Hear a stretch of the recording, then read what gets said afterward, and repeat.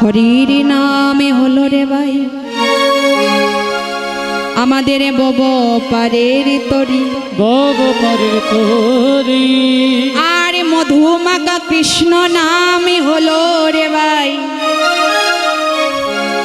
আমাদের বব পারের করি।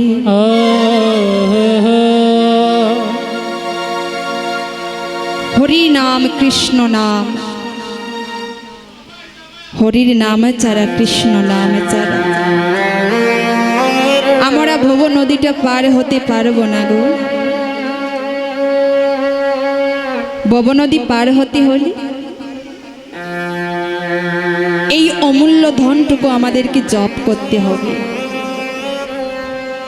কারণ মহাপ্রভু আমাদেরকে হাত ধরে বলেছেন, চরণ ধরে বলেছেন যে কলির জীব কৃষ্ণ নাম করো, হরির নাম করো, তাতেই মুক্তি হয়ে যাবে। যত কিছু করোই না কেন কৃষ্ণ নাম করলি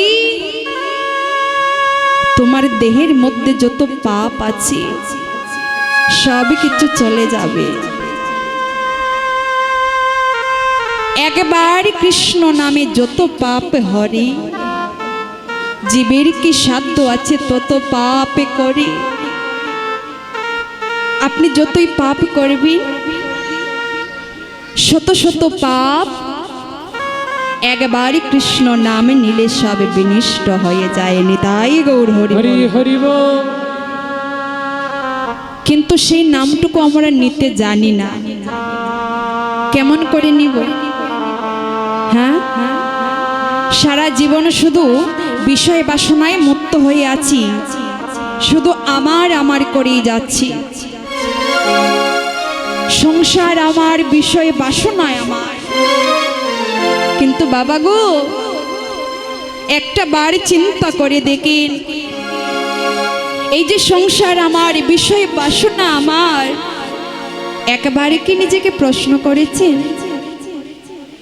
আমি সবার, কিন্তু আমি কার?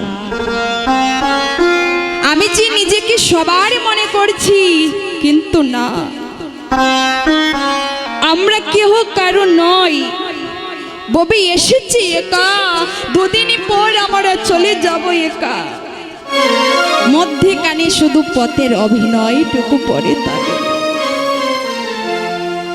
যতই আমার আমার করুন না কেন, গীতার মধ্যে বলেছেন ভগবান নিজ মুখে, কান্তম কন্তা স্ত্রী পুত্র সংসারে অতিম বিচিত্ত নলিনী জলগত তরলাং তদ পতয়তি সই চপলা।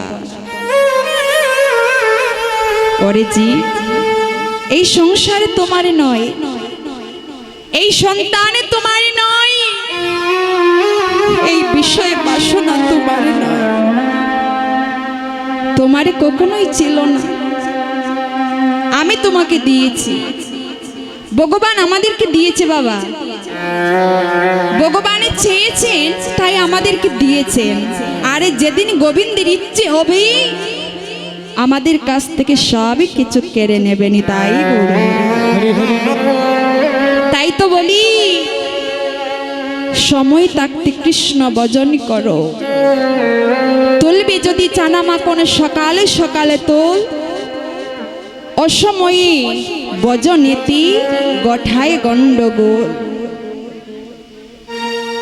শিশুকালে ভজি কৃষ্ণ কৃষ্ণ পাবার আসি, যৌবনেতে ভজি কৃষ্ণ কৃষ্ণ আসি বানায় আসি, আর বৃদ্ধকালে ভজি কৃষ্ণ জমের তরাসি। যেদিন আমি ডাকতে পারবো সেদিন আমি গোবিন্দকে ডাকলাম না, আর যেদিন গোবিন্দ বলে ডাকবো, ডাকার মতো সত্যি ডাকবে না, সেদিন আমরা হা গোবিন্দ প্রাণে গোবিন্দ বলে ডাকি। কিন্তু দেখুন বাবা, জীবনের বেলা যদি অবসান হয়ে যায়, বেলা যদি অবসান হয়ে যায়, সব অন্ধকার হয়ে যাবে, আমরা আর কিছু ভালো করে দেখতেই পারবো না। তখন কেমন করে আমরা গোবিন্দকে ডাকবো? ডাকার মতো শক্তিটুকু হারিয়ে ফেলবো। কিন্তু কিন্তু সময় থাকতে আমরা সময়ের কাজ করলাম না, গোবিন্দকে ভালোবাসলাম না। আমরা গোবিন্দকে ভালোবাসি কখন? যখন আমরা বিপদে পড়ি। যদি আমরা বিপদে পড়ি বাবা, তখন আমরা গোবিন্দের শরণাপন্ন হই। কিন্তু গোবিন্দ তখন কি করি? এক মুহূর্তের জন্য হলেও তার চরণ ছাড়া করে দেয়। তার প্রমাণ হচ্ছে মহাভারত। মহাভারতী কার সাথে হয়েছিল? হ্যাঁ, মহাভারতী পঞ্চ পাণ্ডবের সঙ্গে সেই ঘটনাটি হয়েছিল। এই কথাটা উদ্ধব জিজ্ঞেস করছে কাকি? ভগবান শ্রীকৃষ্ণকে, যে গোবিন্দ তুমি না বলো তুমি সবার, যে তোমাকে ডাকি তুমি তার ডাকে সাড়া দাও। গোবিন্দ তুমি না বলো তুমি যার হয়ে যাও সে কখনো জীবনে হারি না, তুমি কখনো তাকে চরণ ছাড়া করো না। তাহলে বলো প্রভু, সেদিন পঞ্চ পাণ্ডব কেন পাশা খেলায় হেরে গেল? উদ্ধব প্রশ্ন করছে কৃষ্ণকে, যে গোবিন্দ তুমি যদি সর্বদাই পঞ্চ পাণ্ডবের সাথে থেকেছিলে, তাহলে কেন পঞ্চ পাণ্ডব সেদিন পাশা খেলায় হেরে গেল? দেখুন ভগবান শ্রীকৃষ্ণ উদ্ধবকে বলছে, উদ্ধব তুমি জানো সেদিন পাশা খেলায় দুর্যোধন কি করেছে? পাশা খেলার মধ্যে বসতে চেয়েছিল কিন্তু বসেনি। দুর্যোধন বলেছিল যে পাশা খেলা হবে কিন্তু পাশা আমি খেলবো না, আমার হয়ে আমার মামা শকুনি সেই পাশা খেলা খেলবে। কিন্তু দেখুন এক মুহূর্তের জন্য পঞ্চ পাণ্ডবের হৃদয়ে অহংকার চলে এসেছিল, যে দুর্যোধন পাশা খেলা জানে না বাবা, তাই শকুনিকে দিয়েছে যে মামা আমার হয়ে খেলবে।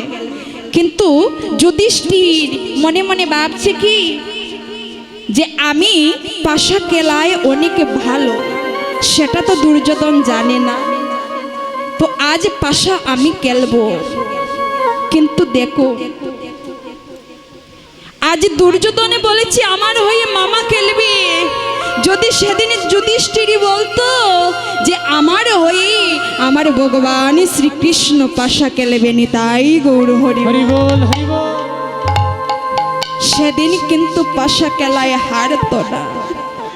ভগবান মনে মনে কষ্ট পেলেন, যাকে আমি এতই ভালোবাসলাম সে কিনা মনে অহংকার এনে আমাকে ভুলে গেল।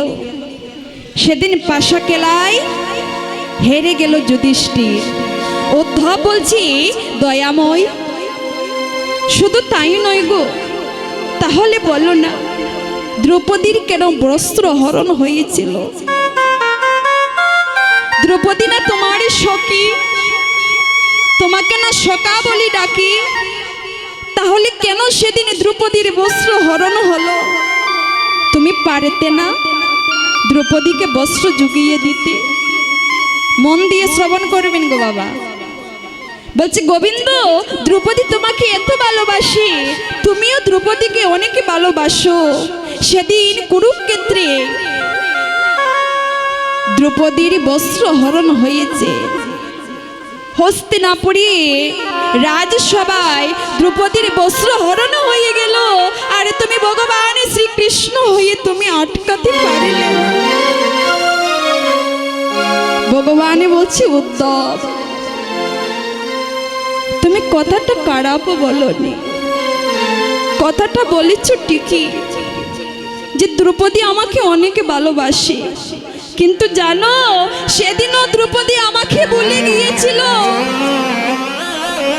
সেদিন দ্রৌপদী আমাকে ভুলে গিয়ে আমার কাছে হাত না পেতে ওর স্বামীর কাছে, পঞ্চ স্বামীর কাছে সাহায্যের হাত বাড়িয়ে দিয়েছিল।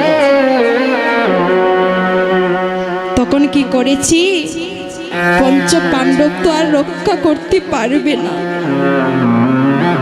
এবারে দ্রৌপদী অস্ত্রগুরু দ্রোণাচার্যের কাছে হাত পেতেছে, উনিও রক্ষা করিলেন না। পিতামহ বিশ্বের কাছে চেয়েছেন, বিশ্বও কিন্তু সাহায্য করিলেন না। জানো উদ্ধব, দ্রৌপদীর মনে হয়েছিল, যখন দ্রৌপদী অনুভব করতে পারল যে এই জগতে কেউ কারো নয়,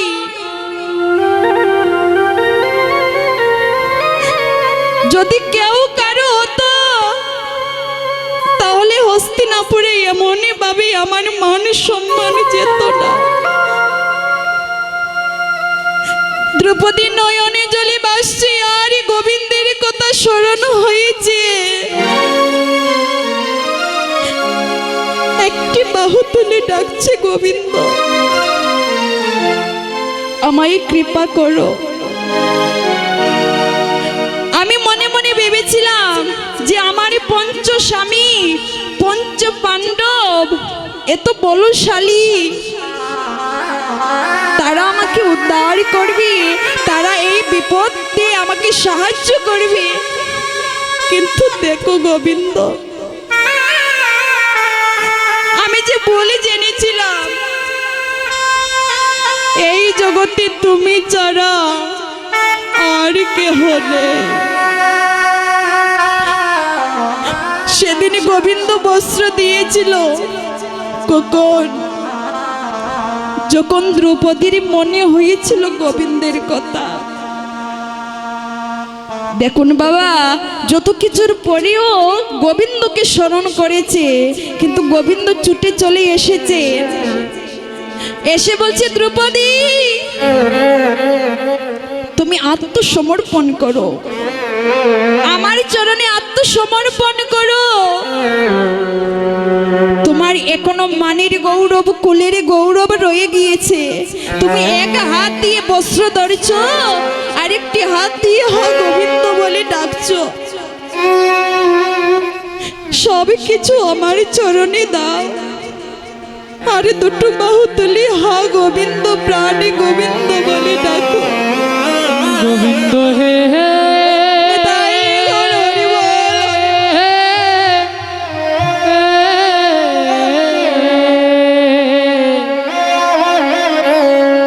গোবিন্দ হে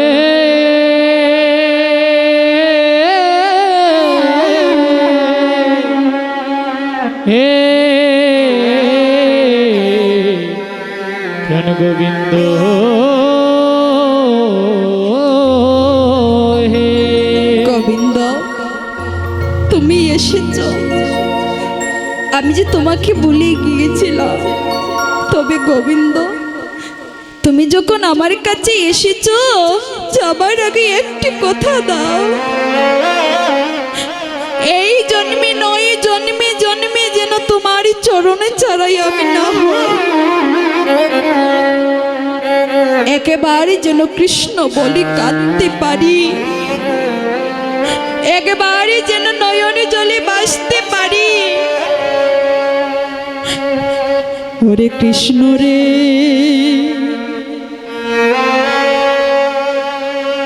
এই মায়ার সংসারে মায়ারে জালে পড়ে গোবিন্দকে বলে যায়, একেবারে হা গোবিন্দ বলে ডাকতে পারে না, একেবারে নয়নের জলে বাসতে পারি না। যদি কেউ কৃষ্ণ চরণ আশ্রয় করতে পারে, তার তো এই জগতে কিছু চাইতেই হয় না। তাই তো বলছি কৃষ্ণ, তোমার চরণ দেখে আমায় বঞ্চিত করো না। যাবার আগে হলেও একটু চরণের ধুলি দিয়ে যাও, এই তুলি দিয়ে আমি বহুপারির সম্বল করে নেব। নিতাই গৌর হরি বল, হরি বল।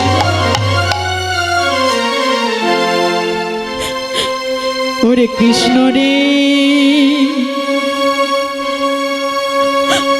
ওরে কৃষ্ণ, কৃষ্ণ রে তুই দে দে কৃষ্ণ,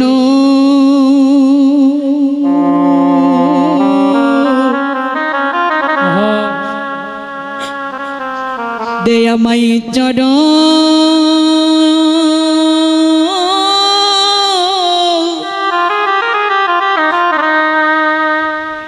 চরণে দুলি,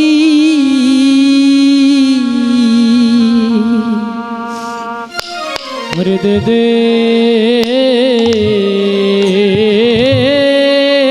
কৃষ্ণ,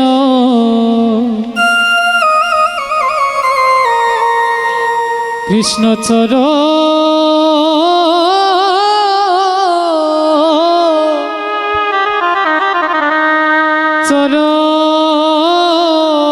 দুলি,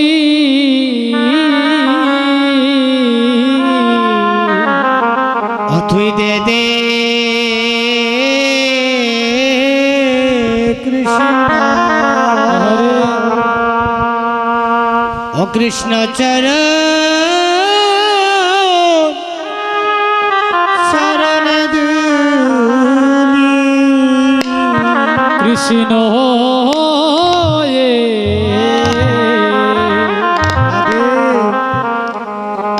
হরে দে দে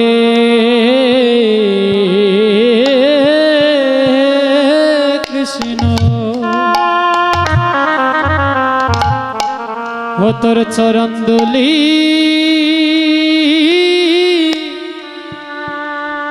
দুলি দে রে, আমি ববো পারি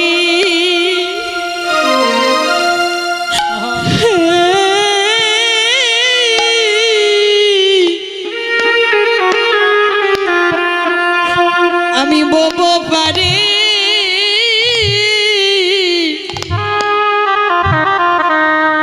ববো পারির সম্বল করি, কৃষ্ণ রে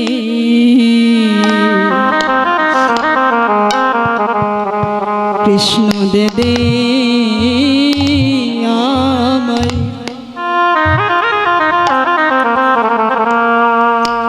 আমায় চরণ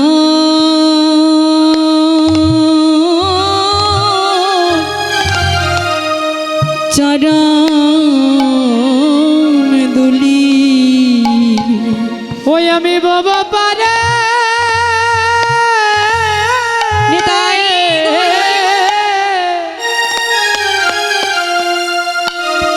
ওই আমি বাবা পারে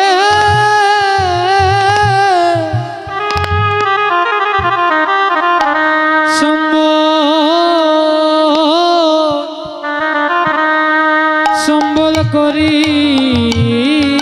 রে কৃষ্ণ রে,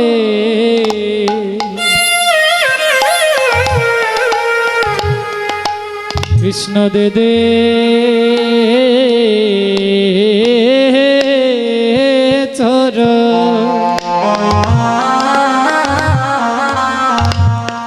চরণ দুলি,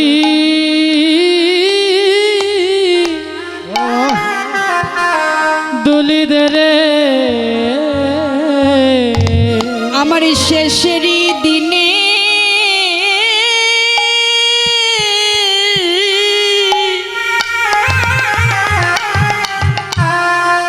আমার শেষের দিনে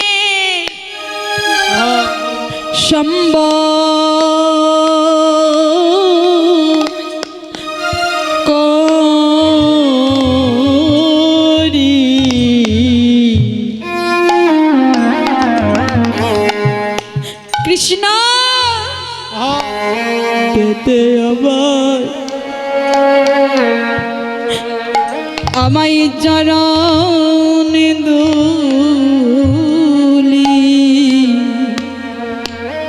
আমি শেষের দিনে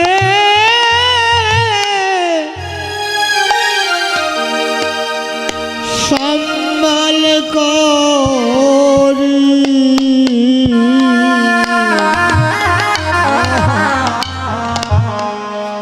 ও তুই দে দে কৃষ্ণ অগোচরণ শরণ কৃষ্ণ চরণে ছাড়া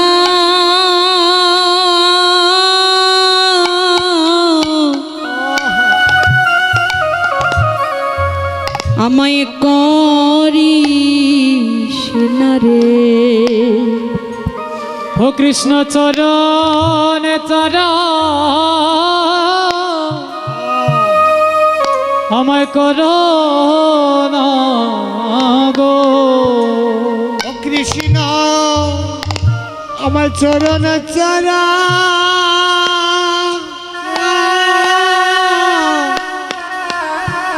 করো না গো। ও তোর চরণ বড় হরি বল হরি বল। চরণে বড় ভালোবাসি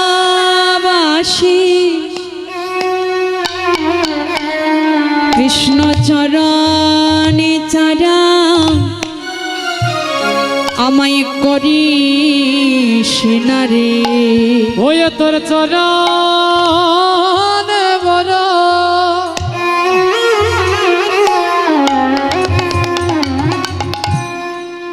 বড় ভালোবাসি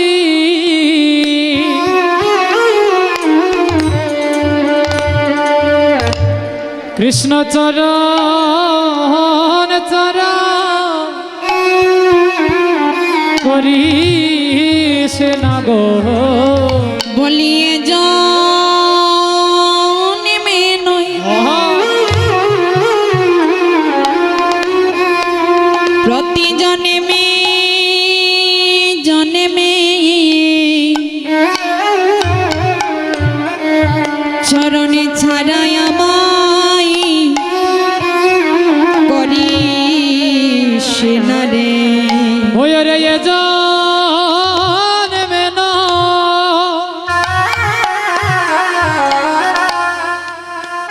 প্রতি জন্মে জন্মে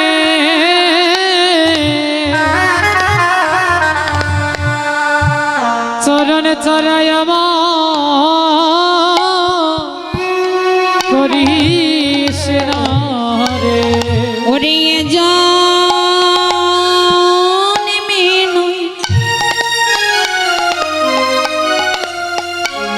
প্রতি জন্মে জন্মে আমায় চরণে ছাড়া করিস না রে।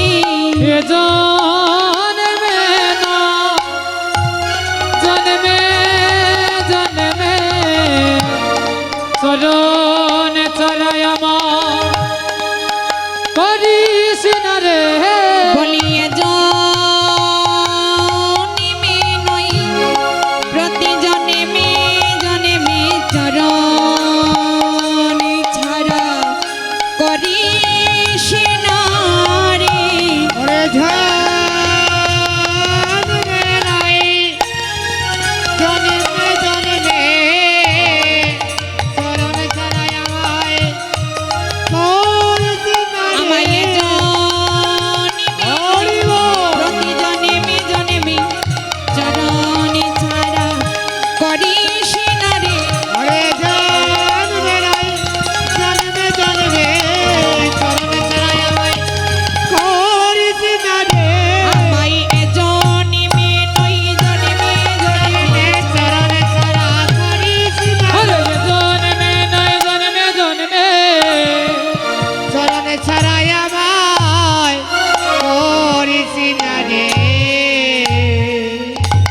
যদি অন্তিম মুহূর্তে এসেও হা কৃষ্ণ বলে ডাকা যায় তাহলে গোবিন্দ কৃপাটা হয়ে যায়।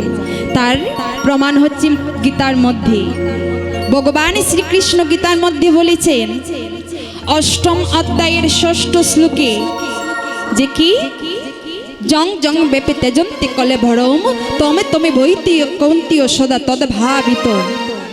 অর্থাৎ যে ব্যক্তি মরণে কালে হলেও বাবা পারে গিয়ে হলেও একবার হা গোবিন্দ বলে ডাকি, গোবিন্দ চিন্তা করি, গোবিন্দ কি করি, গোবিন্দ এসে তার চরণে আশ্রয় দিয়ে দেয়। হরি বল। অভাগিয়া জ্ঞানী আস্বাদয়ে করে শুষ্ক জ্ঞান,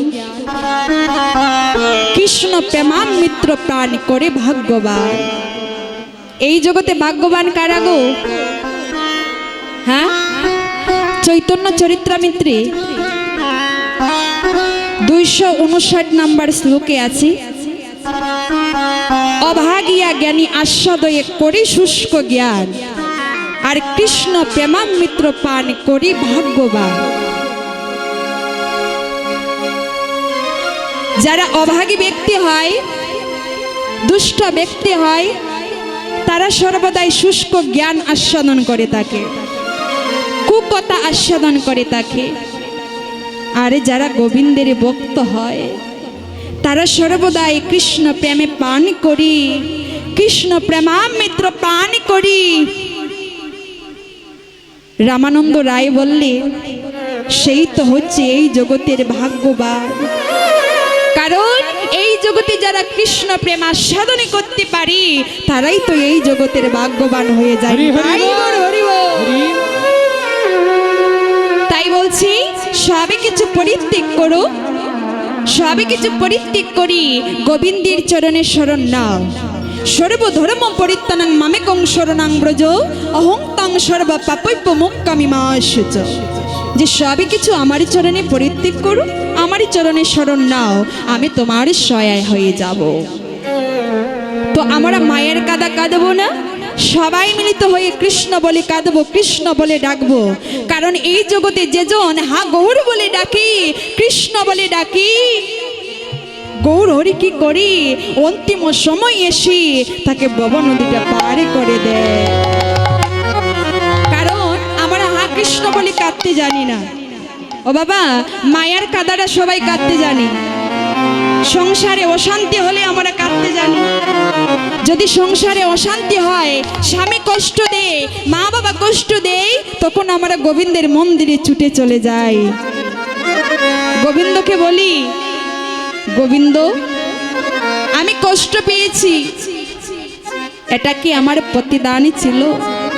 কিন্তু আপনি সুখে থাকলে একবারও গোবিন্দের কাছে যাবেন না। যাবেন কি? যাবেন মা? যায় না। সুখে থাকলে আমরা গোবিন্দকে ডাকি না, কিন্তু দুঃখে থাকলে আমরা গোবিন্দের চরণে যাই। তখনই আমাদের গোবিন্দের কথাটা মনে হয়। কিন্তু হরির নাম কৃষ্ণ নাম শ্রবণ করি যদি তোমার এই নয়নে অঙ্কুর না হয়, জানিবি অধম কাঙ্গাল এই দেহের মধ্যে পাপ আছই প্রচুর। যার কারণে কৃষ্ণ নাম করতে গিয়ে আমার নয়নে জলে বর্ষিত হয় না, কারণ এই দেহের মধ্যে পাপ আছে তো, তাই আমরা কৃষ্ণ বলে কাঁদতে পারছি না। যেজন হা গৌর বলে একবার কাঁদতে জানি, গৌর হরি অন্তিম সময় এসে তোমাকে ভব নদী পারি করে দেবেনি। তাই গৌর হরি বল।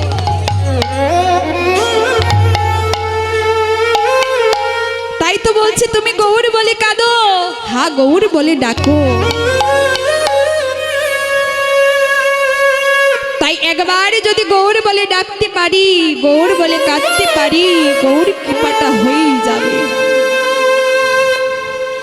ও যেজন গৌরাঙ্গ বলিয়া খাদে রে,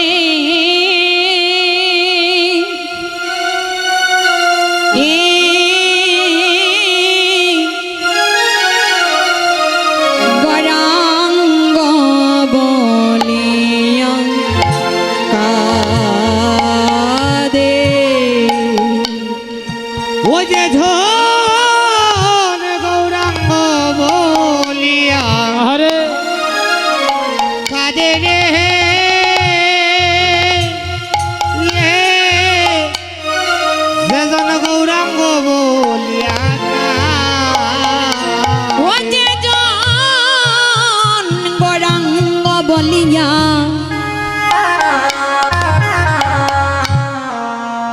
কাঁদে গো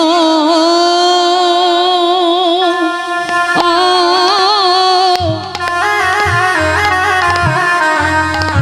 যে জনে গৌরাঙ্গ বলিয়া কাঁদে ও যে জন গৌরাঙ্গ বলিয়া কাঁদে গো ও যে জন গৌরাঙ্গ বলিয়া কাঁদে ওয়রে অন্তিম সময়ে গৌরাঙ্গ আসিয়া ওরে অন্তিম সময়ে গৌরাঙ্গ আসিয়া ওরে অন্তিম সময়ে গৌরাঙ্গ আসিয়া ওরে অন্তিম সময়ে গৌরাঙ্গ আসিয়া ভব নদী পার কইরা দে তারে রে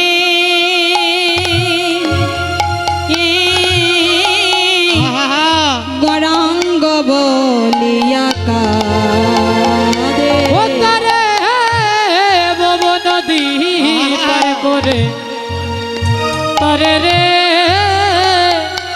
গৌরাঙ্গ বলিয়া কাঁদে ও তারে ভব নদী পারে করায় তারে রে